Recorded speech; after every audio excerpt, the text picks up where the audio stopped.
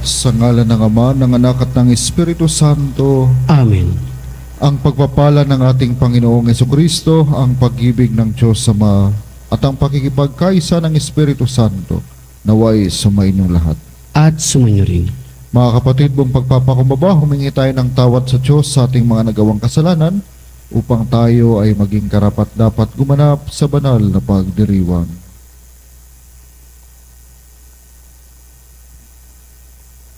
Inaamin ko sa makapangyarihang Diyos at sa inyo mga kapatid, na lubha akong nagkasala sa isip, sa salita at sa gawa, at sa aking pagkukulang. Kaya isinasamo ko sa mahal na Birheng Maria, sa lahat ng mga anghel at mga banal, at sa inyo mga kapatid, na ako'y panalangin sa Panginoong ating Diyos. Kaawaan tayo ng makapangyarihang Diyos, patawarin tayo sa ating mga kasalanan, at patnubayan tayo sa buhay na walang hanggan. Amen. Panginoon, kaawaan mo kami. Panginoon, kaawaan mo amin. Kristo, kaawaan mo kami. Kristo, kaawaan mo amin. Panginoon, kaawaan mo kami. Panginoon, kaawaan mo amin. Manalangin tayo. Ama naming makapangyarihan, lakas ka ng mga walang inaasahan kundi ikaw. Ang pagluhog namin ay iyong pagbigyan, sapagkat kaming mga tao lamang napawang mahihina kapag iyong iniwanan.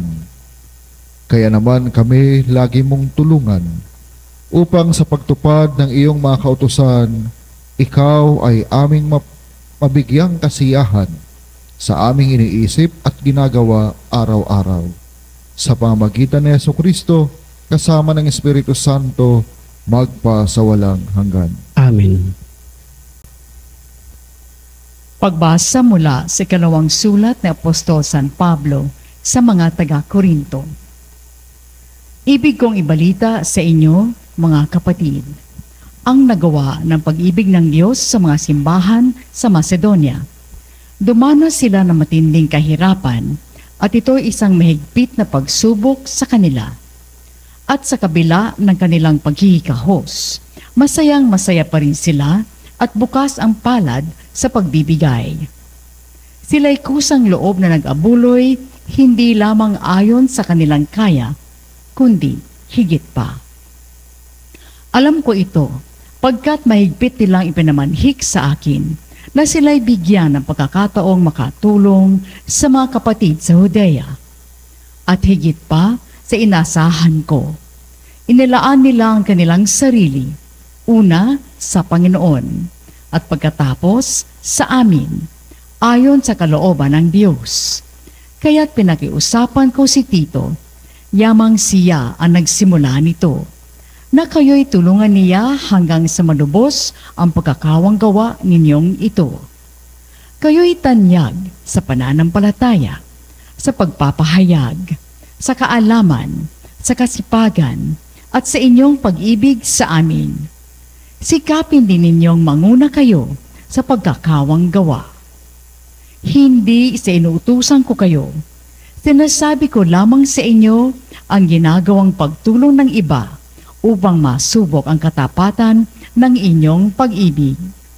Alam ninyo kung gaano kalaki ang pag-ibig ng ating Panginoong Hesukristo, na bagamat mayaman ay nagpakadukha upang yumaman kayo sa pamamagitan ng kanyang karukhaan.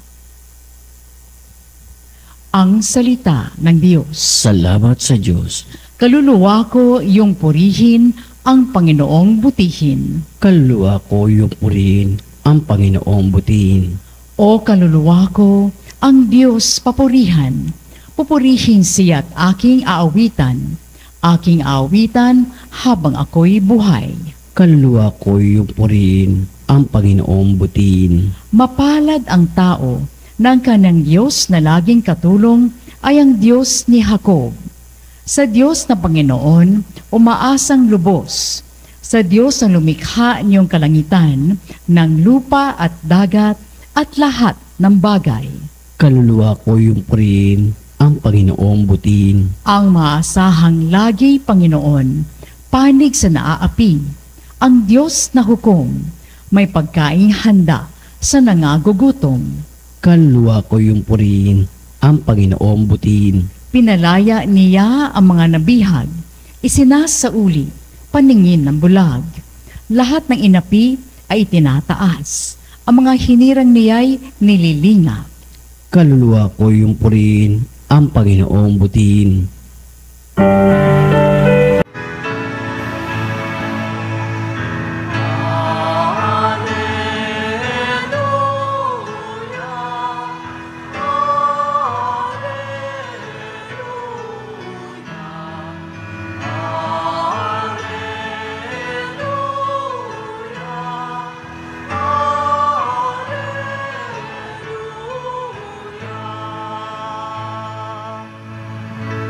Sa daigdig ay laganap, liwanag na sumisikat, salitang buhay ng lahat. Alleluia, Alleluia.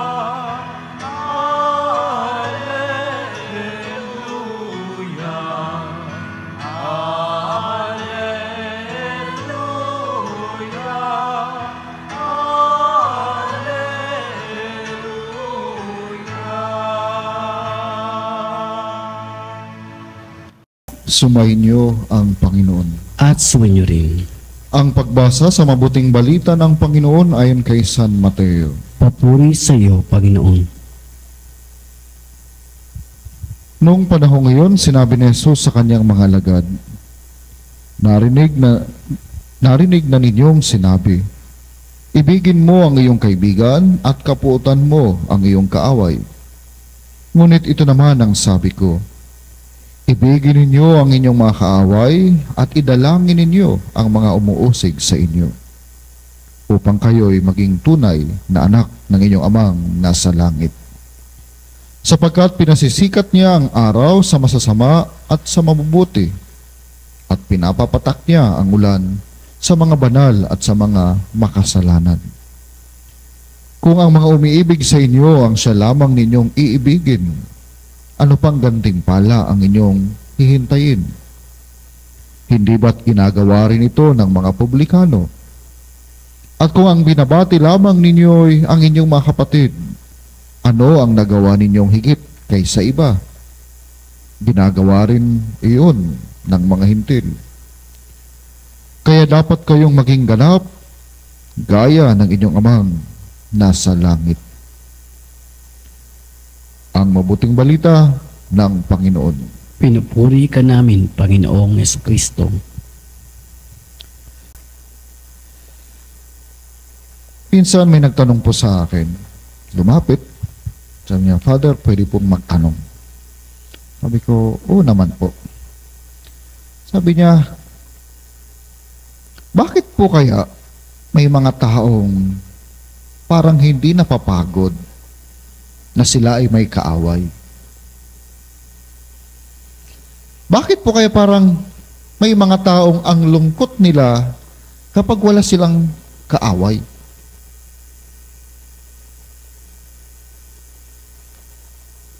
Ang ating ebanghelyo po ngayon,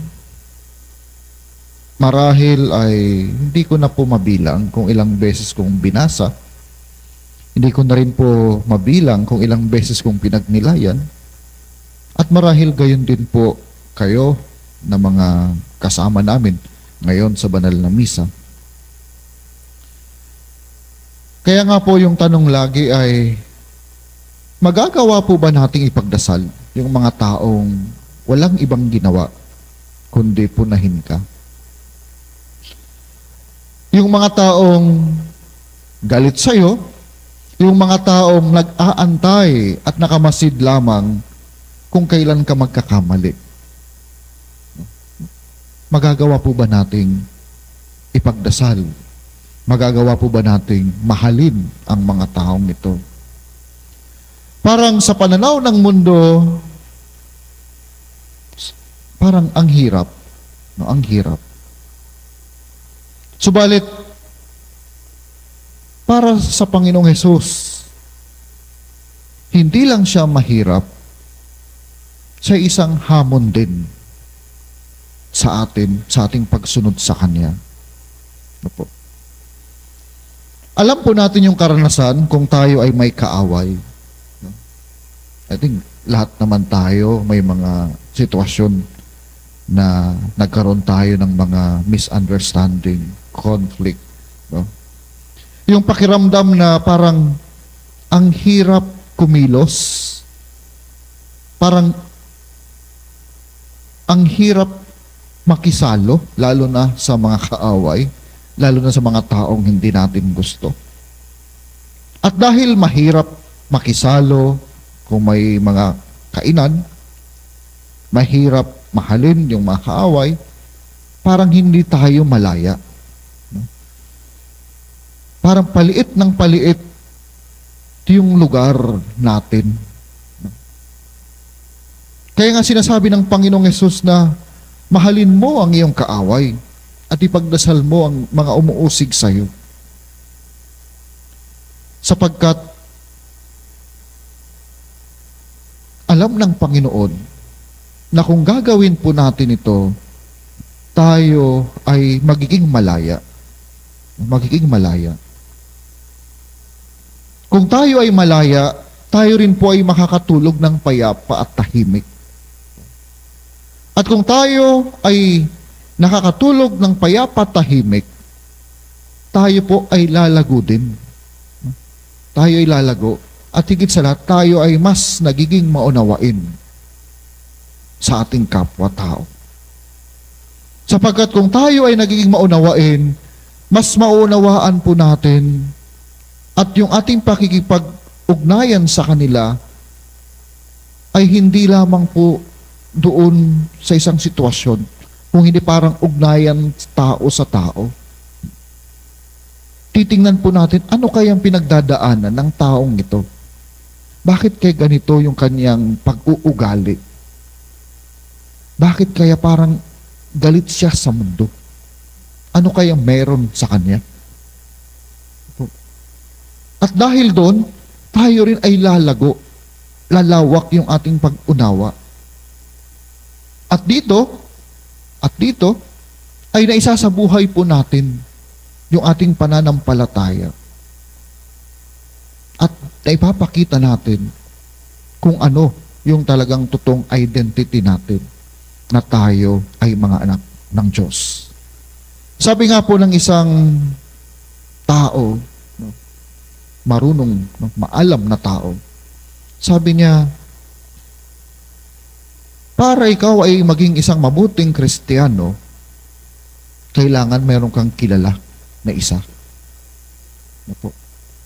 Kaya nga po, sa buhay po natin, sa buhay pananampalataya, parang tayo po ay pinagpala na magkaroon ng mga magulang, magkaroon ng mga kaibigan, magkaroon ng mga kakilala na talaga namang nagsusumikap mamuhay ayon sa diwa ng Ebanghelyo, na nagsusumikap ng totoo. Sa gitna ng kanilang kahinaan, pinagsusumikapan po nilang mamuhay ayon sa diwa ng Ebanghelyo. Kaya nga po parang sinasabi, nung nagsasalita ang Panginoong Hesus, kung pagninilayan natin, gagamitin natin yung ating imahinasyon, maaring ang Panginoong Hesus ay tumitingin sa kanyang paligid habang siya nagsasalita sa mga tao, sa mga nakikinig sa kanya. Naghahanap siya, sino kaya yung pwede na maging halimbawa nito? At walang ibang binanggit ang Panginoong Hesus kung hindi ang Ama. Yung Amang nasa langit.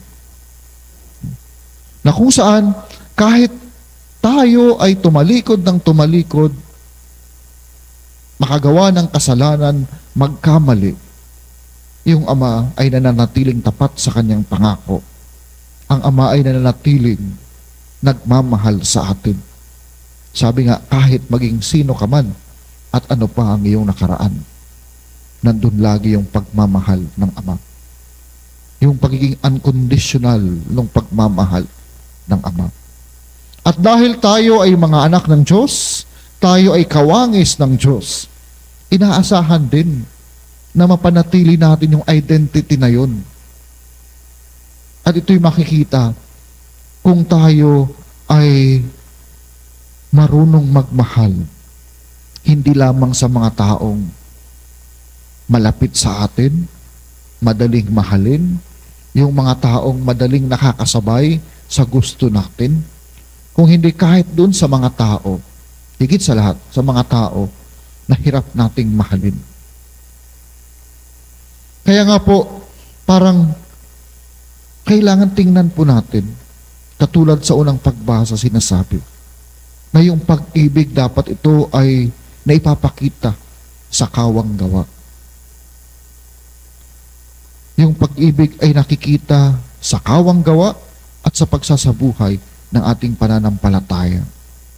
At ito marahil yung paanyaya sa atin na tayo ay maging totoo sa pagsunod sa ating Panginoong Hesus.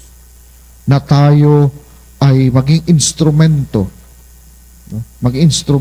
daluyan ng pag-ibig na ito, lalo na sa mga taong hirap mahalin. Dahil ang mga tao ring ito ay nangangailangan ng ating atensyon, ng ating pagmamahal. Parang sa panahon kasi natin ngayon, ang hirap na maging totoo, sinasabi nga nila. Kahit sa social media, marami kang kaibigan, pero wala ka naman talagang connection. At minsan, hindi naman talaga kaibigan yung hinahanap mo. Followers yung hinahanap mo. Parang sinasabi nga ng isang kabataan, parang yung taong ngayon, nahati lang sa tatlo. Yung kaibigan mo, yung mga followers mo, at yung mga haters or basher. Pero yung lahat ng yun ay kailangan nating mahalin. Kaibigan mo man siya, haters mo man siya, kailangan makita sa atin bilang mga Kristiyano na tayo ay nagsasabuhay ng totoong diwa ng Panginoong Hesus. At sa pagpapatuloy ng ating banal na misa, hingin po natin yung biyaya na yon. Yung biyaya ng totoong pagsunod at pagsasabuhay sa Ebanghelyo at sa buhay ng Panginoong Hesus. Amen.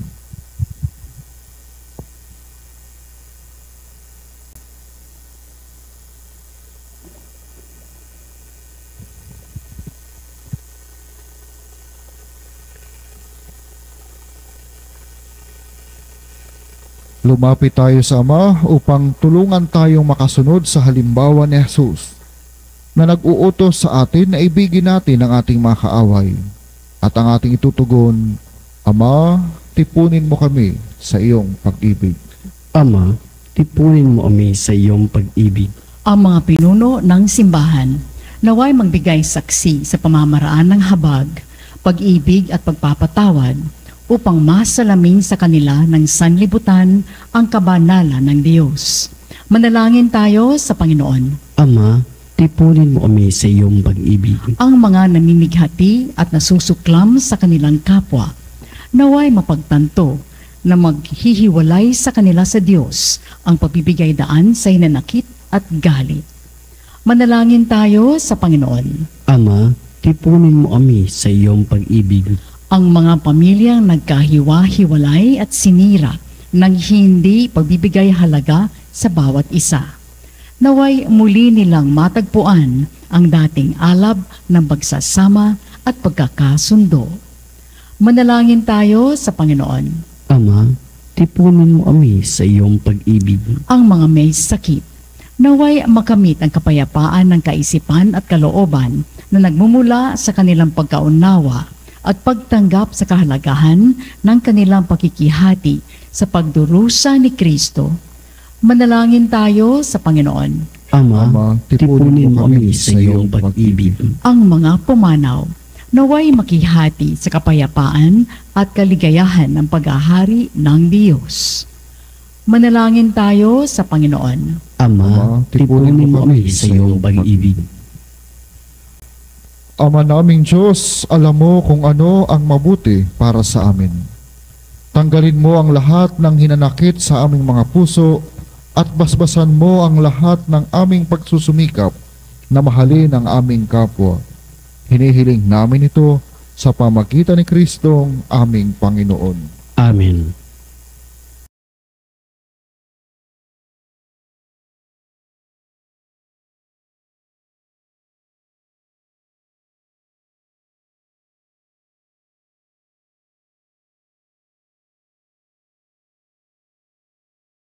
Aming hatid, alay na ito, ang tinapay na nagmula sa pagpapala mo.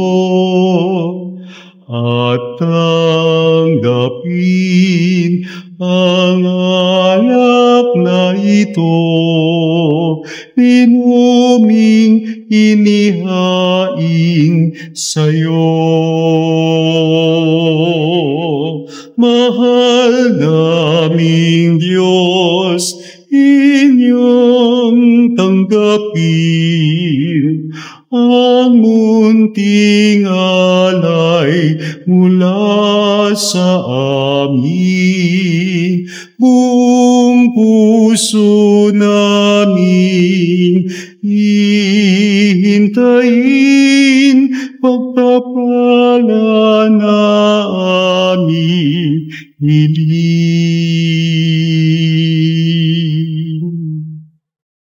Manalangin kay mga kapatid upang ang paghahain natin ay kalugdan ng Diyos samang makapangyarihan. Tanggapin nawa ng Panginoon itong pagkain sa iyong mga amay, sa kapurihan niya at karangalan, sa ating kapalibangan at sa buong sambayan ng banal.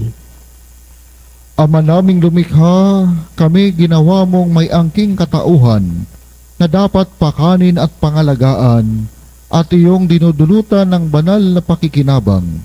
Ipagkaloob mong kami huwag magkulang sa mga iniuukol mo sa aming kapakanan sa pamagitan ni Jesucristo kasama ng Espiritu Santo magpa sa walang hanggan.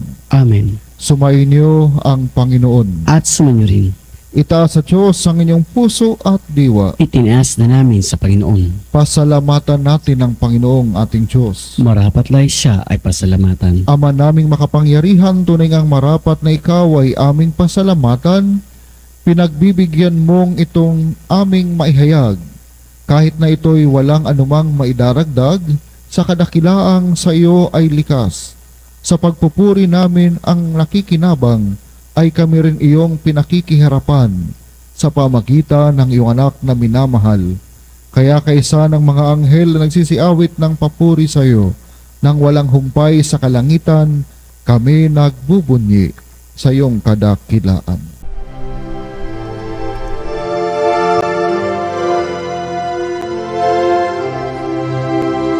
Santo, Santo, Santo, Panginoong Diyos makapangyarihan, napupuno ang langit at lupa ng kalwalhatian mo. Hosana sa kaitaasan, pinagpalang na paririto sa ngalan ng Panginoon. Hosana sa kaitaasan.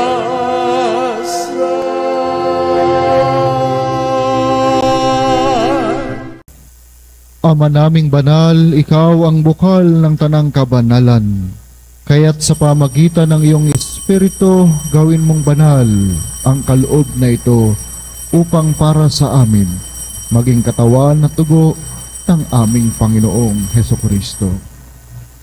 Bago niya pinagtiis ang kusang loob na maging handog, hinawakan niya ang tinapay, pinasalamatan kaniya, pinaghati-hati niya iyon, iniabot sa kanyang mga lagad at sinabi, "Tanggapin ninyong lahat ito at kanin. Ito ang aking katawan na ihahandog para sa inyo."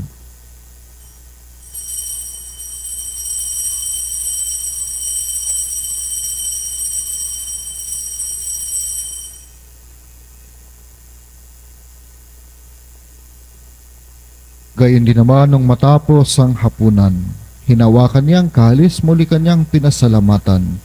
Iniabot niya ang kalis sa kanyang mga alagad at sinabi, "Tanggapin ninyong lahat ito at inumin. Ito ang kalis ng aking dugo ng bago at walang hanggang tipan. Ang aking dugo na ibubuhos para sa inyo at para sa lahat sa ikapagpapatawad ng mga kasalanan. Gawin ninyo ito sa pag-alaala sa akin."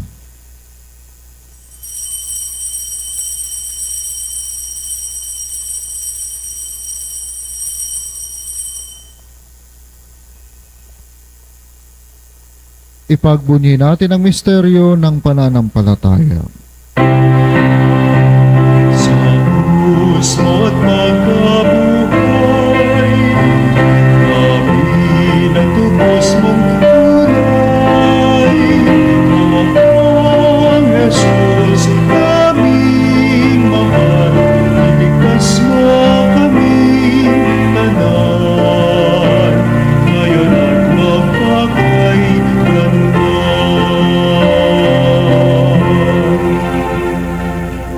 Ama, ginagawa namin ngayon ang pag-alala sa pagkamatay at muling pagkabuhay ng iyong anak, kaya tiniaalay namin sa iyo ang tinapay na nagbibigay buhay at ang kalis na nagkakaloob ng kaligtasan. Kami nagpapasalamat dahil kami iyong minarapat na tumayo sa harap mo para maglingkod sa iyo. Isinasamo namin kaming magsasalo-salo sa katawan at dugo ni Kristo ay mabuklod sa pagkakaisa sa pamagitan ng Espiritu Santo. Alalahanin mo rin ang mga kapatid naming nahimlay na may pag-asang sila'y muling mabubuhay. Gayon din ang lahat ng mga pumanaw. Kaawaan mo sila at patuloyin sa iyong kaliwanagan. Kaawaan mo at pagingdapating kaming lahat na makasalo sa iyong buhay na walang wakas. Kaisa ng mahal na Birheng Maria na ina ng Diyos, ni San Jose na kabiyak ng kanyang puso, kaisa ng mga apostol at ng lahat ng mga banal na namuhay dito sa daigdig ng kalugod-lugod sa iyo. May pagdiwang nawa namin ang pagpupuri sa ikararangal mo sa pamagitan ng iyong anak na aming Panginoong Hesukristo. Sa pamagitan ni Kristo, kasama niya at sa Kanya, ang lahat ng parangal at papuri ay sa iyo, Diyos samang makapangyarihan, kasama ng Espiritu Santo, magpa sa walang hanggan.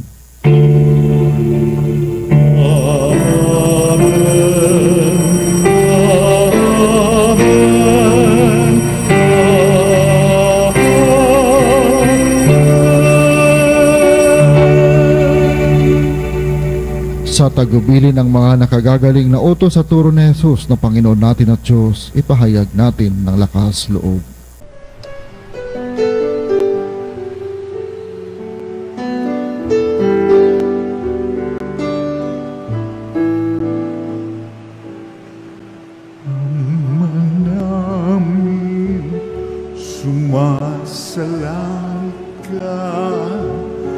Sambahin ang ngalan mo, mapasamin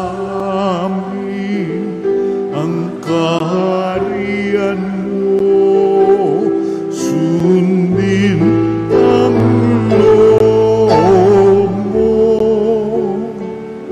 dito sa lupa para ng sa langit. Bigyan mo po kami ngayon ng aming kakanin sa araw-araw at patawarin mo kami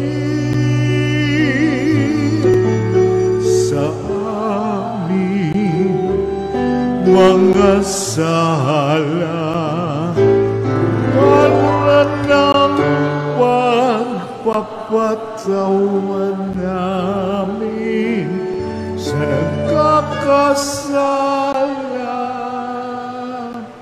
sa amin, at huwag mo kaming ipagtulad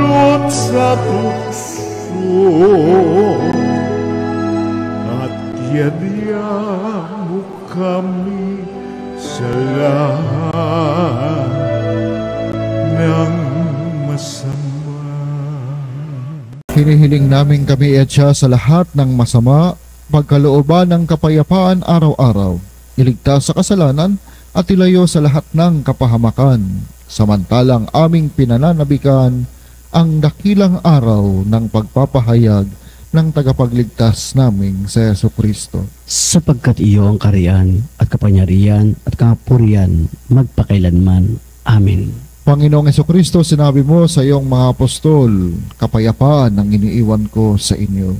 Ang aking kapayapaan ang ibinibigay ko sa inyo. Tunghayan mo ang aming pananampalataya at huwag ang aming pagkakasala. Pagkalooban mo kami ng kapayapaan at pagkakaisa ayon sa iyong kalooban, kasama ng Espiritu Santo magpa sa walang hanggan. Amen.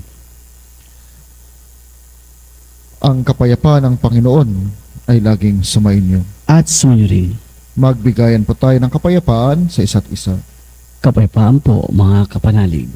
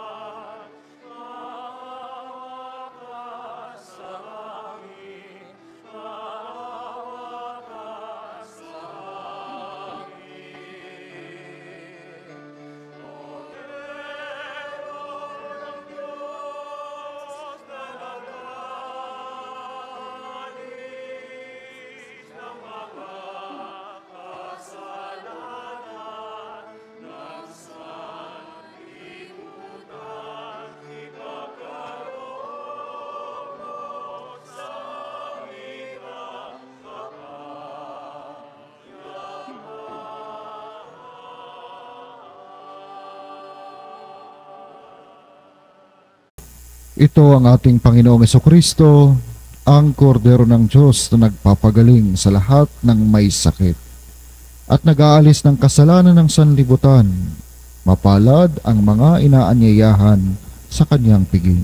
Panginoon, hindi ako dapat magpatuloy sa iyo. Ngunit sa isang salita mo lamang ay gagaling na ako.